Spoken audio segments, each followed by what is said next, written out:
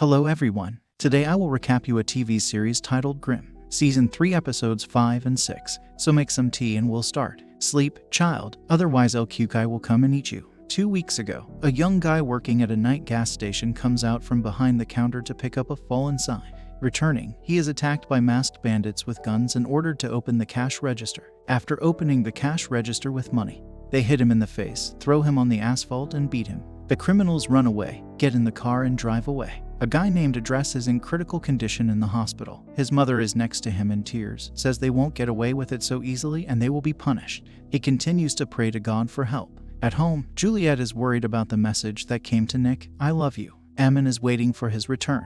Nick asks if everything is okay. Unable to stand it, she shows this message, and Nick asks when it came.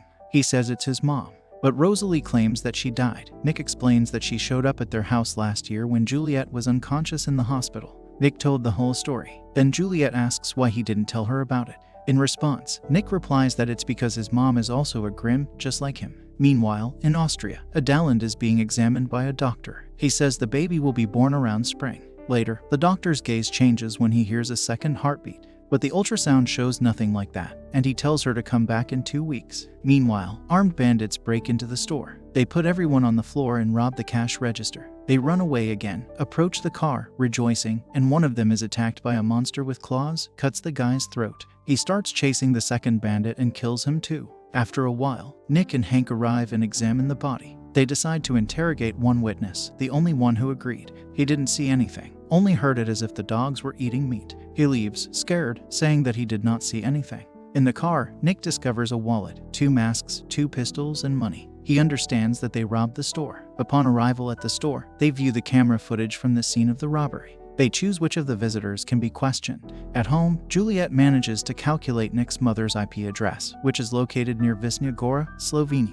A well-fed man is being interrogated at the station, who does not remember anything from that time, even a dog. Then the old grandmother is interrogated, but she returned home and only heard about the robbery of the house on the news. She doesn't remember or see anything either. The next man says he took the bus home. He had never seen dogs or anything like that. He admits that he knows a man with dogs, whom he constantly shouts at and asks not to tell him who turned him in.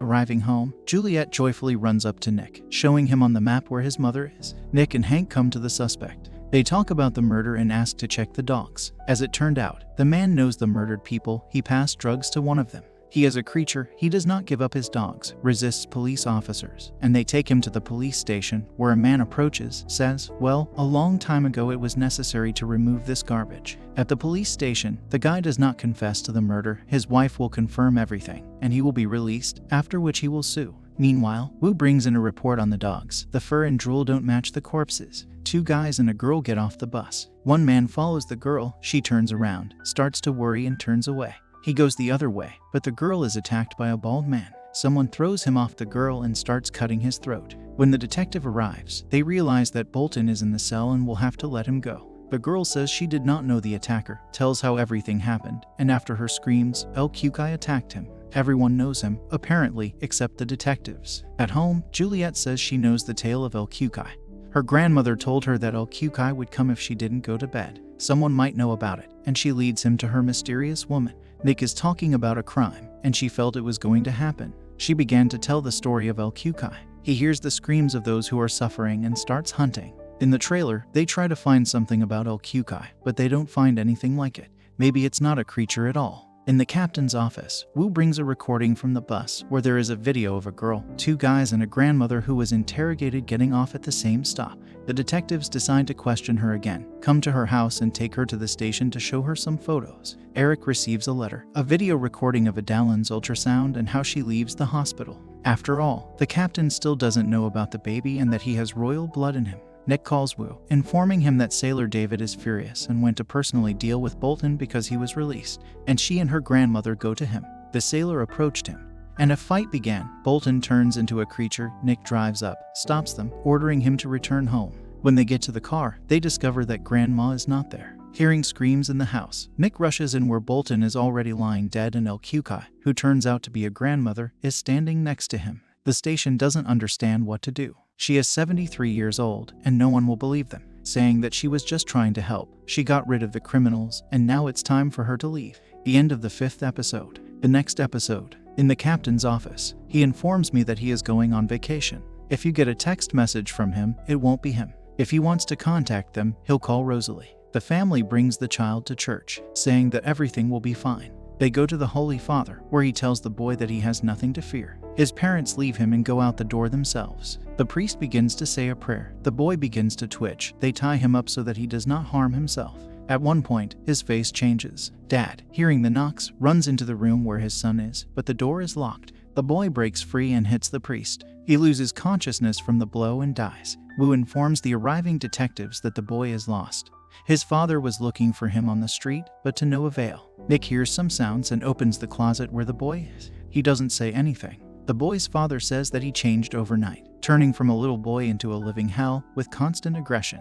Nick comes to the spice shop and asks what happens if one of the spouses is a creature and the other is not. Monroe and Rosalie explain that if both parents are creatures, then so is the child. If one of them is a creature, then the child is 50/50. If the species of creatures will be different, then there will be a far harsher. Eric Renard came to Austria to Vienna, where a Dalland is located. He is being hidden in a very beautiful place. They show him a secret exit and he will stay here until they inform him about the meeting with his family. One of those injured in the church woke up in the hospital. He says that before coming to an exorcist, they rule out all medical and psychiatric reasons. He told them what had happened there. The boy turned into a demon, which is why he was tied up. At the hospital, a nurse wants to take blood from the boy while he sleeps, after which he wakes up and turns into a demon. The woman runs away screaming. Nick and Hank come running into the room, raise their heads, and they are terrified, trying not to provoke him. Then he returned to his normal state. Nick explains to the head doctor that the child should not be provoked. Taking tests and giving injections can be dangerous. She gives him 24 hours. Otherwise, if he really is a demon, he has nothing to do here.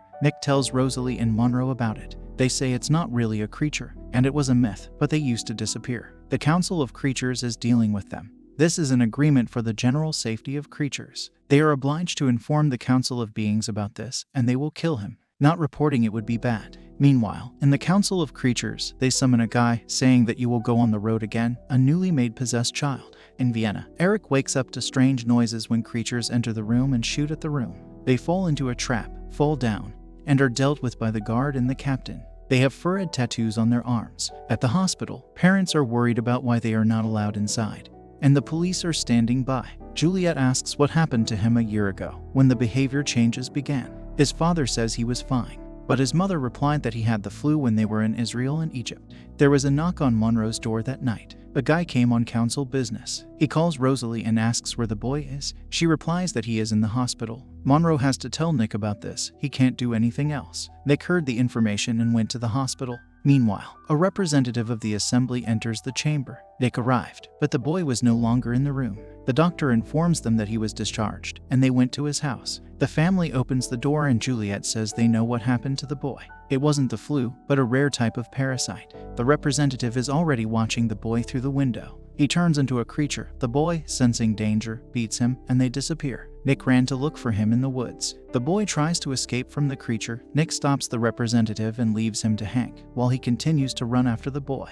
The child became very cold, and he lay down exhausted in the hut. They find him there. He's already hyperthermic. But it turns out that this creature needs a human body, which means it depends on temperature, and Juliet agrees that it will just die. But if the temperature drops too much, then the boy may die too. The father says that this is his son, and only he can make this decision. The child is placed on the sofa. A blanket is brought and the temperature is slowly raised. A Dalland was brought to the new prince. Everything continues. But Renard comes out and makes a phone call. At the police station, Nick gives the medical card to the representative for hospitalization, proving that the boy was infected with a parasite. It wasn't an obsession or a mutation because he was cured, but he asks to see what Grimm refuses him. Nick is in his trailer, keeping a record of the boy in the book, that it's just a parasite, not a living being. This is the end of the series. The end.